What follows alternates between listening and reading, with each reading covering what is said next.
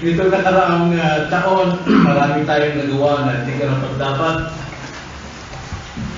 at mga bagay na kapalpakan, mga kakulangan. Kung ating muling alalahanin, napakarami nun. Paano lamang tayo makapagpapatuloy? So ba't kinakailangan, alalahanin natin yun upang maituwi sa ating buhay ngayong darating na hinaharap. Mayroon tayong kapalpakan sa trabaho, may kapalpakan tayo sa ating pamilya, may kapalpakan tayo sa ating iglesia. Pero sa biyaya ng Diyos, tayo ay kandidato ng second chance. So kung tayo bigyan ng Panginoon ng second chance, si dalawang pagkakataon, huwag natin kung sayarin. Sapagkat may panahon na darating ng Panginoon, mayroon talagang pagkakataon na ang Espiritu ng Diyos ay lalayo sa atin, iiwan tayo dahil sa mga pagkakataon na binibigay sa atin, ito ay hindi natin pinapansin. Alam natin, okay lang. Pero once na nabigay ang Panginoon ng second chance, pahalaga natin ito. Now, nais kong buksan natin ang ating banal na kasulatan sa Matthew chapter 4 at titignan natin kung ano po ituturo ng Panginoon sa atin sa paksa natin about second chance. Magsimula tayong muli. Yun po ang ating paksa. Magsimula tayong muli. Matthew chapter 4 verses 17 hanggang 25. Ganito ang sabi. Sabayin niyo ko sa pagbabasa. Wala sa inyong mga mata. Mula noon, si Jesus ay nagpasimulang mangaral na nagsasabi, magsisi kayo, sapagkat malapit na ang kaharian ng langit. Sa paglalakad ni Jesus sa tabi ng dagat ng Galilea, nakita niya ang dalawang magkapatid, si Simon, na tinatawag na Pedro, at si Andres, na kanyang kapatid, na naghuhulog ng lambat sa dagat sapagkat sila ay mga mangingisda. Sinabi niya sa kanila, sumunod kayo sa akin, at gagawin ko kayong mga mamamalakayan ng mga tao. Kagad nilang iniwan ang kanilang mga lambat at sumunod sa kanya. At sa kanyang paglakad mula roon ay nakita niya sa bangka ang dalawa pang magkapatid, si Santiago na anak ni Zebedeo at si Juan na kanyang kapatid, kasama si Zebedeo na kanilang ama, na nag-aayos ng lambat at kanilang tinawag sila. Kagad nilang iniwan ang bangka at ang kanilang ama at sumunod sa kanya. At nilibot ni Jesus ang buong Galilea na nagtuturo sa mga sinagoga nila at ipinapangaral ang ebanghelyo ng kaharian at nagpapagaling ng lahat ng sakit at ng lahat ng karamdaman na nasa mga tao. Kaya't napabantog siya sa buong Syria at kanilang dinala sa kanya ang lahat ng may mga karamdaman, ang mga pinahihirapan ng sari-sari sakit at kirot, ang mga inalihan ng mga demonyo at ang mga may epilepsya at ang mga lumpo.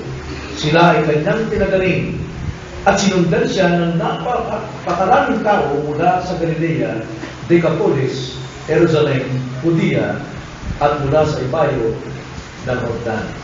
Now, ang konteksto nito, ang pagkakatawag ng Panginoon sa kanyang mga alagad, hindi ito unang pagtawag sa kanya, kundi sila yung unang tinawag sa kaligtasan. At ngayon naman, ikalawang pagkakataon na sila yung tinawag upang ibigay ng Panginoon ang kanilang nararapat na tungkulin.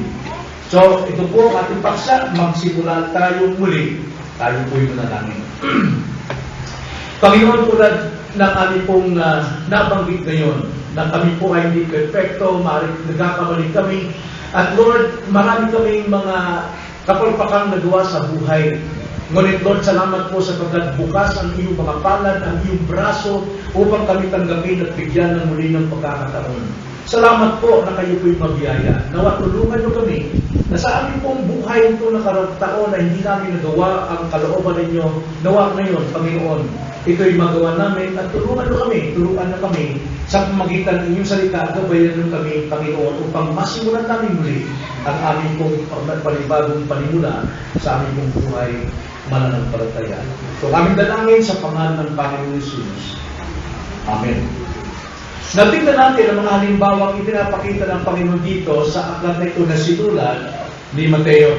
Na alam natin na bawat kilos, bawat hakbang, bawat salita, bawat halimbawang ipinapakita ng Panginoon sa atin, ito ay kanyang ginagawa bilang aktwal na paglalarawan upang makita ng mga alagad niya kung paano gawin ang kanyang ginagawa. Tulad ng araw, hindi ko alam ang mag-oversight. Hindi ko alam paano mag-oversight sa bawat membro. Kaya humingi ako ng tulong kay Pastor Steve. Natulungan ako na paano mag-oversight. Walang tinuro si Pastor sa akin. Sabi niya, okay, schedule natin, boy. Next week, isama mo si Beth. At nung kami ay nandun sa bahay niya, doon sa kanyang office, kinausap kaming dalawa. Nagtanong siya tungkol sa aming spiritual life. Nagtanong siya sa aming attendance sa pagsampa. Nagtanong siya sa amin tungkol sa aming devotion, personal devotion, family devotion. At pagkatapos nun, wala na. Kumain kami ng tanghalian.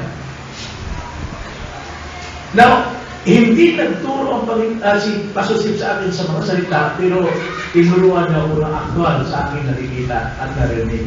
Kaya yun din po ang ginawa ko kay Pastor Joel, na siya oversight ko, pati yung kanyang asawa, upang malaman niya kung paano ko ginawa sa kanya, siya rin gagawin sa mga ito. Kaya lahat ng kanyang natutunan, mula sa akin, at mula sa Pastor Steve, at sa Pastor Steve, at mula sa Panginoon. So ito po ang paglalarawan dito na ipinapakita sa atin ng Panginoon upang muli nating simulan ang ating buhay sa pag-oobserba ng kanyang ginagawa. Mayroon pong at least 3 halimbawa na dapat nating gawin bilang pagsimula ng ating buhay. Nabasahin natin ang verse 17. Ganito ang sabi.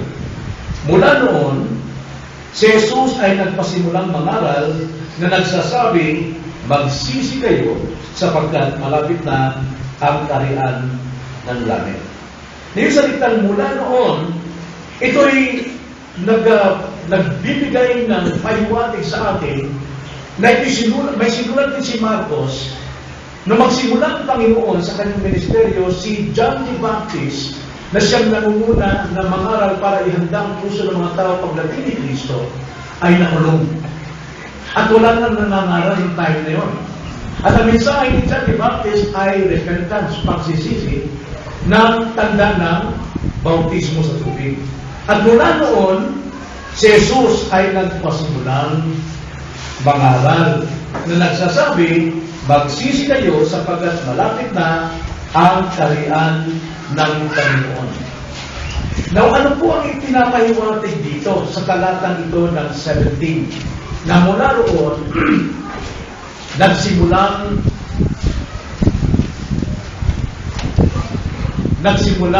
mangaral ang Panginoon. Na ano po yung pinapahiwatig sa atin?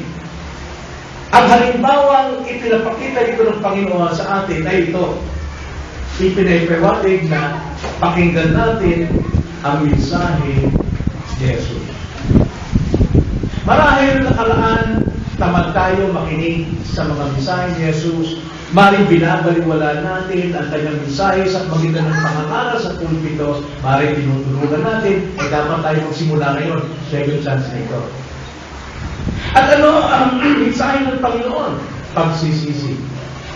Dito tayo magsisimula ngayong taong ito. Ito ang simula ng ministeryo ng Panginoon na ipangaral ang pagsisisi at ipamuhay ng bawat mananampalataya ang pagsisisi. Dito tayo magsisimula ng ating bagong buhay nitong bagong taon. Magsisi tayo lahat sa ating mga nagawang kasalanan at kamalian na nakaraan. For the whole year, sa loob ng 365 days, hindi tayo perfecto, marami tayong pagkakamali, marami tayong nagawang kasalanan, hindi natin napagsisisi, hindi tayo nakapagsisi, paghingi ng kapatawaran sa ating kapwa, pagray na, sa ikalawang pagkakataon, magsimula tayo sa pagsisisi. Pakinggan natin ang mensahe ng Panginoon. Kaya napakahalaga po ang mensahe ito para sa atin. Pakinggan natin. Huwag natin itong baliwalain. Now, bakit pagsisisi ang unang mensahe ng Panginoon Hesus? Siya rin unang mensahe ni Juan Bautista. At ito rin ang mensahe ng mga propeta sa lumang tipan, pagsisisi. Bakit po? Ang sabi po sa ating teksto, ano sabi? Mula noon si Jesus ay nagpasimula mangaral ng nagsasabi, magsisi kayo. Bakit? Sapagkat malapit na ang kaharian ng langit. Malapit na ang kaharian ng langit. Ano ibig sabihin ng kaharian ng langit? Sa ibang aklat naman, kaharian ng Diyos. Wala pong pagkakaiba yun. Kaharian ng langit, kaharian ng Diyos, isa lang yun. Dahil sa langit, ang Diyos ang naghahari. At kung saan man naghahari ang Diyos, naroon ang langit. At malapit ng kaharian ng langit, o kaharian ng Diyos, sa bawat isa sa atin. Ibig sabihin, naghihintay na tanggapin natin o papasukin natin sa ating puso. At ang daan ng paghahari ng Panginoon sa ating puso na siya'y magpupunto sa atin, na siya'y mamamahal sa atin ay sa magitan ng pagsisisi. Mali pang hindi ka magsisi sa iyong kasalanan, kailanman hindi papasok ang banal na kaharian ng Diyos o ang paghahari ng Diyos, sapagkat ang Diyos ay banal at hindi siya maaring makisa sa ating puso na puno ng kasalanan. Kaya dapat lamang tayong magsisi. Ito yung panimulan natin nitong taon ito. Magsisi sa lahat ng ating mga kasalanan. Magsisi. Magagawa natin ito. Dahil, alam nyo, hindi ito nalalaman na habang pinapangaral ang salita ng Diyos, kumikilos ang banal na Espiritu sa inyong puso ngayon. At kung hindi natin pinapakinggan ang salita ng Diyos, hindi malayo nakakagawa ang Espiritu Santo, napapabayaan natin ito, hindi natin bibigyan. Kaya ang Espiritu Santo, hindi siya kumikilos sa ating puso para ikaw ay ipanganak na muli. Ikaw ay i-born again habang nakikinig ng salita ni Kristo. At sabi nga sa Peter 1:23, kayo'y isinilang na muli sa pamagitan na hindi nasisira at walang katapusan, salita ng Diyos. Habang ipinapangalan ang salita ng Diyos, ang Espiritu ng Diyos ay kumikilos sa inyong puso at kayo ay pinapanganak na muli. At sa kapanganakang muli, ibinibigay niya ang pananampalataya na makapagliligtas at ang pagsisising tungo sa buhay. Kaya nga nananawagan ng Panginoon na magsisi kayo sa inyong kasalanan. Magagawa na magsisi dahil ikaw ay ipinapanganak na muli sa sandaling nakikinig ng salita. Pero kung hindi mo pinansin ang salita ng Diyos, hindi ka talaga may papanganak na muli. Kaya ang Panginoon hindi siya mag-uutos na hindi natin makakaya. At hindi tayo binigyan ng kakayanan. Sabi sa James 1:18, ganoon din ang sabi. Na ang sabi nito, alinsunod sa kanyang sariling kalooban, tayo ay pinanganak niya sa pamamagitan ng salita ng katotohanan upang tayo maging santuri ng mga unang bunga sa kanyang mga nilalang.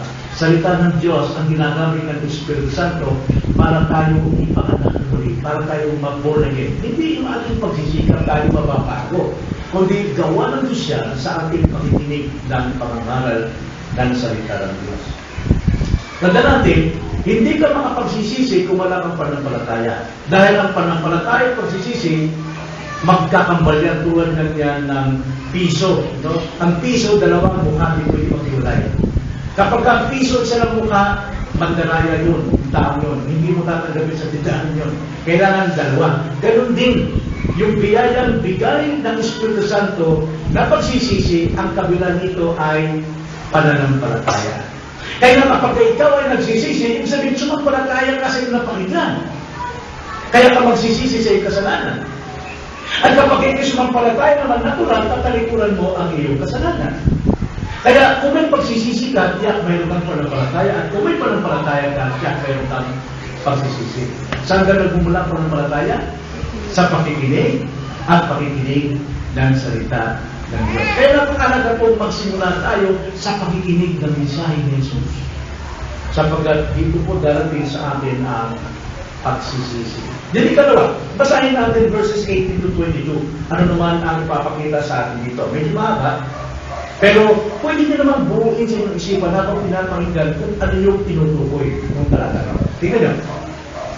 Sa paglalakad ni Jesus sa tabi ng dagat ng Galilea, nakita niya ang dalawang magkapatid, si Simon na tinatawag na Pedro at si Andres na kanyang kapatid, na naghuhulog ng lambat sa dagat. Bakit? Sapagkat sila yung inisda. At sinabi niya sa kanila, sumunod kayo sa akin at gagawin ko kayong mga mamalakaya na mga tao. Okay? 20. Kaagad nilang iniwan ang kanilang mga lambat at sumunod sa kanya. At sa kanyang paglalakad mula roon ay nakita niya na naman sa bangka ang dalawang magkakapatid, si Santiago at si Juan na anak ng Zebedeo. At kasama rin yung tatay nila, na kanilang ama. Nag-aayos ng lambat, bakit? Mangingisda. At kanyang tinawag sila. Anong ginawa nila? Kaagad nilang iniwan ang bangka at ang kanilang ama at sumunod sa kanila. Now, yung sa verse 17, ay pinapahiwatig sa atin, dapat pakinggan natin ang mensahe ni Jesus. Ngayon naman, anong pahiwatig dahil sa atin dito, verses 18 to 22? Dapat natin sundin ang panawagan ni Jesus. Diba? Nung makita niya mga alagad, sila Pedro, sila Andres, sila Santiago, si Juan, tinawag niya, agad silang sumunod. Hindi sila nag-alinlangan. Yan din ang pagbibigay sa atin ng panibagong tsansa. So tinawag sila Pedro, Andres, Santiago, Juan bilang alagad. Tandaan niyo, hindi tatawagin ni Jesus sa paglilingkod ang hindi mananampalataya. Marami pong naglilingkod kay Jesus, pero hindi totoong mananampalataya. Bakit? Sapagkat hindi sila naipanganak na muli upang magkaroon ng totoong pananampalataya at pagsisisi ng kanilang kasalanan. Marami pong naglilingkod sa Panginoon na nanatili pa sa kasalanan. Hindi ang tinawag ng Panginoon. Ang tinatawag ng Panginoon na agad ay lumalayo sa kasalanan at sumusunod sa Panginoon tulad nitong mga alagad. At ganyan kayo tinatawag ng Panginoon. Kilala niya kung sino ang kanyang mga tao. Kilala niya ang mga tao ito. Kaya sinabi niya sa John chapter 10, verse 26 to 28, maraming mga sumusunod kay Jesucristo na gusto na mapakinggan ang kanyang aral at makatikin sila ng mga himala. Pero hindi sila nagbigay ng commitment kay Jesus. Tingnan, basahin natin. John 10, 26 hanggang 28. Ganito po ang sabi. Ang sabi ng Panginoon, subalit hindi kayo naniniwala, bakit kaya hindi naniniwala yung maraming tao sumusunod sa Kanya? Sumusunod naman. Naniniwala naman. Subalit hindi kayo naniniwala, bakit? Sapagkat hindi kayo kabilang sa aking mga tupa. Na marami pong tao ang sumusunod at naniniwala kay Jesus. Pero pagdating po sa totoong pagtawag, hindi sila sumusunod kay Jesus sapagkat hindi sila naniniwala. Saan sila maniniwala? Siguro kay Papa. Maraming susunod doon. Tsaka sa yung malaking Nazareno. Ang daming sumusunod doon. Hindi kay Jesus. Kundi sa report ni Jesus. Daw. Pero hindi ako niwala report ni Jesus yun. Kasi minsan, di siyang tao, wala pang nakakitang personal kay Jesus. Paano mo sabing yan ang mukha ni Jesus? Dahil kung pinanatili ng Diyos na mayroon na sanang injector o sige, mga taga-Swedish na mayroong camera, tinuna si Jesus na eksaktong larawan, tiyak, sasambahin yung larawan. Ngayon pa nga lamang hindi nakikita yung totoong larawan ni Kristo yung sinasamba na. Gaano pa kaya kung si Kristo ay nag-iwan ng kanyang totoong mukha? Sapagkat ang totoong sumusunod sa Kanya ay nananampalataya. Ang panampalataya, walang batayan na nakikita. Kundi panampalataya, ang batayan katotohanan na sinasabi sa Biblia. Kaya hindi lahat ng mga tao na niniwala kay Jesus ay sumusunod sa Kanya. Kasi nung sumunod dito, ang Kanyang mga unang iniligtas. Si Pedro, si Santiago, si Juan. Di ba? Unang iniligtas muna. Benon at muna bago sila tinawag dito. So, ganun din tayo. Tinatawag din tayo ng Panginoon para sumunod sa Kanya. Pero makikita natin kung sino tayo na sumusunod sa Kanya. Dahil, dapat alam natin yung kasalanan ginagawa natin sa araw-araw. This is our second chance. Dapat tinatalikuran natin yun. At sumusunod tayo sa Kanya, ano man mangyari, tayo ay sumusunod sa Panginoon na masikap. Dahil ang layunin na pagsunod, maging mamamalakaya ng tao. Alam nyo, hindi po tumatawag ang Panginoon ng tamad. Mga tamad. Kadalasan, at karamihan talaga, na mga tinatawag ng Panginoon para maglingkod sa Kanya, yung mga taong masisuka, may mga trabaho, pero handang iwan. Antay na po. Itong mga alagad nito, mga fisherman ito eh. May mga kaya ito, malaking bangka at kanilang arerya. Pero tawagin sila ng Panginoon, yun ang gusto ng Panginoon yung mga taong masisipag sa kanya ng Diyos. Hindi pabaya. Dahil mamamalakay yun na paano maliligtas ng ibang tao kung ang mga tinawag na alagad ay gustong nakahiga lang? Gustong patayo-tayo lang? At tinatawag ng Panginoon ay mga masisipag at hindi mga tamad. Ang layunin ng Panginoon sa pagtawag ay upang mapagaling ang maraming may karamdaman, upang bigyan ng pag-asa ang mga nasa kadiliman, upang turuan sila sa daan ng katwiran at hindi sa daan ng kadiliman. Then ikatlo na paiwating sa ating teksto. So nakita natin paiwating una. Pakinggan natin ang mensahe ni Jesus. Ano mensahe? Pagsisisi. Ikalawa, pakinggan natin ang panawagan ni Jesus. Maglingkod tayo. Sundin natin ang panawagan ni Jesus. Panawagan. Sumunod sa kanya. Then ikatlo, verses 23 to 25, tignan natin kung anong pinapaiwating dito sa atin. Ang sabi sa 23 at 25, at nilipot ni Jesus ang buong Galilea, na nagtuturo sa mga sinagoga nila at ipinapangaral ang ebanghelyo ng Kaharian, at nagpapagaling ng lahat ng sakit at ng lahat ng karamdaman na nasa mga tao.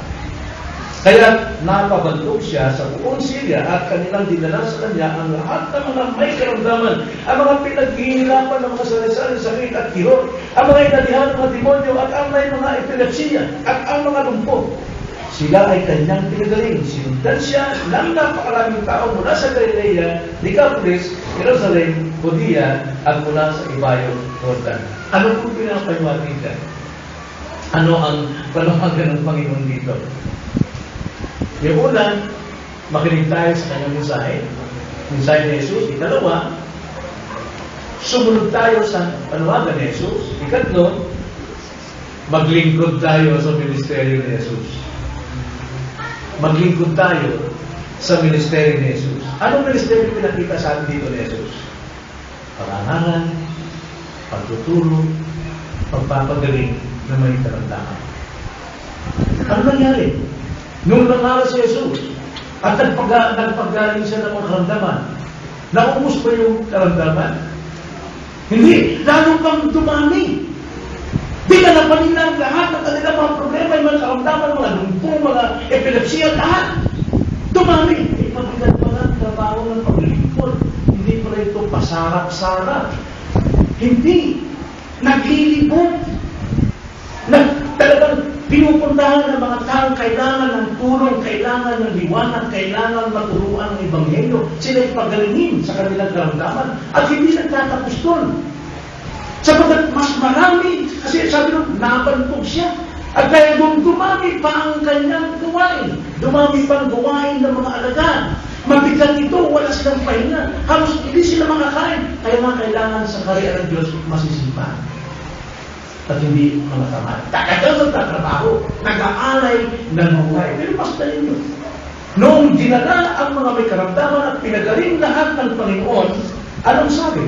Sa verse 25. At sinundan siya ng napakaraming tao. Pero po, isang bahay lang yung kanila. Ngayon, mula sa Galilea, hanggang Decapolis, hanggang Jerusalem at Judea, at mula sa Ibayong ng Jordan, lalong bumibigat ang katungkulan. Kaya nagtataka ko sa marami pong mga lingkod ng Diyos, nagpabakasyon-bakasyon na. No? Pasarap-sarap. Sa Bisaya pa, sarap-sarap. Diba? Sabi sa Bisaya, sige, sarap-sarap. Parang gano'n, sarap ba na ba? Pero sa Tagalog naman, pasarap-sarap, pasarap-sarap, magbihis ko. No? Pasarap-sarap. Sabi ba? Sabi ba? Ayun, kanta niya yun eh. Diba? Pasarap-sarap, pasarap-sarap, kanta niya siya eh. Nakita nyo, ang ministeryo po, hindi po ito tungkulin ng mga tamad na nagpapabaya sa ministeryo. Hindi. Kundi mga taong nakahandang mag-alay ng buhay. Nakahandang mag-alay ng panahon. Nakahandang sumunod kay Kristo para magturo. Hindi pare-pareho ang ating ministeryo, pero lahat kayo tinawag para maglingkod. Hindi lahat guro, hindi lahat pastor, hindi lahat evangelist. Mali ikaw ay isang counselor, mali ikaw ay isang teacher sa Sunday school, mali ikaw ay nag-aayos ng mga buwan sa iglesia.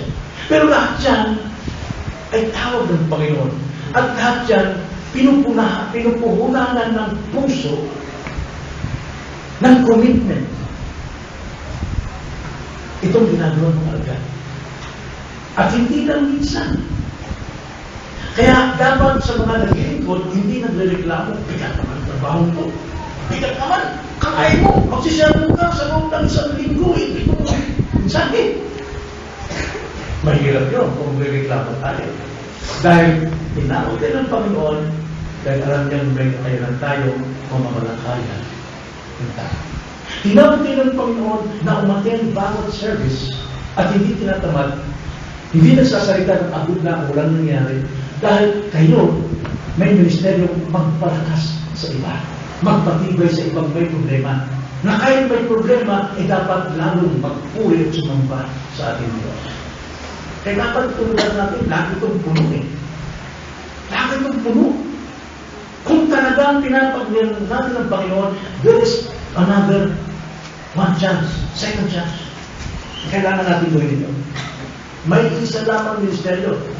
Bagamat iba-ibang tungkulin, pero isa ng ministeryo. At ang ministeryo nito, naghahari ang Diyos sa kanyang harian. Nasaan ang harian ngayon? Dalawang punto sa atin. Kung Kristiyano ka, nasa iyong harian at ang Diyos ang naghahari sa iyo. Siya ang nagpupundo sa iyo. Siya ang nagtuturo sa iyo. Siya ang naggagabay sa iyo anong tamang buhay. At the same time, kapag nagtipon tayo, ang iglesia ang siyang harian ng Diyos na siyang tinutulungan ng kanyang salita. Ginagabayan.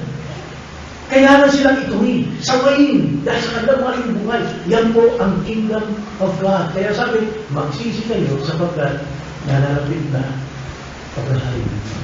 Mali hindi ka pa Kristiyano, pero malapit na sa iyo ang harian ng Diyos. Mali sinasabi ng Kristiyano, pero hindi pa tumatama panampalataya mo dahil naniniwala ka sa iyong dating aral na Kristiyano ka na, pero hindi makita sa buhay mo. Hindi masabi ng mga workers, ng mga pastor, teacher, kung talagang Kristiyano ka, dapat masulit. Paano yun? Dapat nananatili sa isang iglesia na mayroong pastor na nananasiwa at tumitingin sa iyo sa araw-araw sa buhay mo para malaman kung talagang ikaw ay Kristiyano. Yun po, ito yung pinag-umatay sa atin dito. Magsimula tayong muli. So sa ating paglalapad ngayong gabi, lahat ng gawain ito na ating nabanggit, nagsisimula ito sa ating pakikinig ng mensahe ng Panginoon. Mga kapatid, nagsisimula ito sa pakikinig. Huwag niyong sayangin. Kung may nakita kayong distraction sa tabi, pabayaan niyo. Huwag niyong sayangin ang bawat mensahe sinasabi ng Panginoon. Baka makalakpas. Hindi mo matanggap ang kanyang araw. Huwag niyong sayangin. Totoo yan, sa bawat pagsamba natin, ang daming distraction. Maring nasamihan mo, distraction, titingin-tingin ka, naman sa likod mo, nagiging hago, no? Distraction, pero huwag tindihin. Maring ikaw din, distraction sa iba, marami kang ginagawa, dinikilos, wala kang bang dapat gawin. Huwag natin hayaan na masayang ang pagkikinig natin sa mensahe ng Panginoon. Yun ang unang dapat natin gawin upang tayo makapaglingkod sa Kanya. At lahat ng gawain ito na sinasabi natin, bunga ng ating pagsunod kay Jesus.